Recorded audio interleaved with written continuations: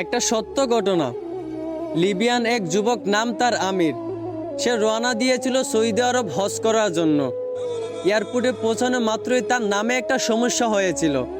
আর এই সমস্যাটা সমাধান করতে করতে প্লেনের দরজাটা বন্ধ করে দেওয়া হয়েছিল।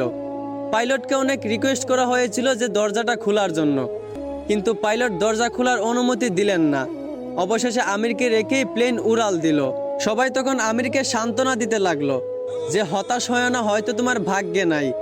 আমির তখন বলল, আমি হতাশ হই নাই, আমি মন থেকে খাঁটি নিয়ত করেছি, অবশ্যই আল্লাহ আমার এই আশা পূরণ করবেন। কিছুক্ষণ পর খবর আসলো যে প্লেনে একটা সমস্যা হয়েছে। আবারও প্লেনটা এয়ারপোর্টে ফিরে আসলো।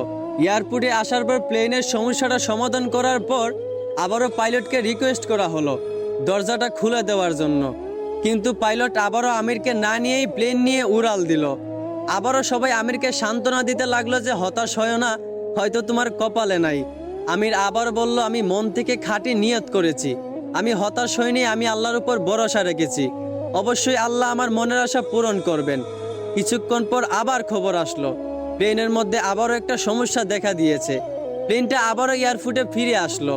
আবারও প্লেনটার সমস্যা সমাধান করার পর এবার পাইলট নিজেই বলল, আমির কোথায়, দরজা খুলে দাও। আমিরকে না নিয়ে আমি প্লেন নিয়ে উড়াল দিব না। তারপর প্লেনের দরজা খুলে আমিরকে প্লেনে উঠানো হলো। তারপর কোনো সমস্যা ছাড়াই প্লেন উড়াল দিয়া চলে গেল।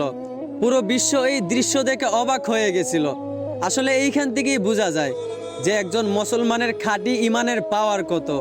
এইখান থেকেই বোঝা যায় যে আল্লাহর উপর ভরসা রাখলে অবশ্যই আল্লাহ সহায়।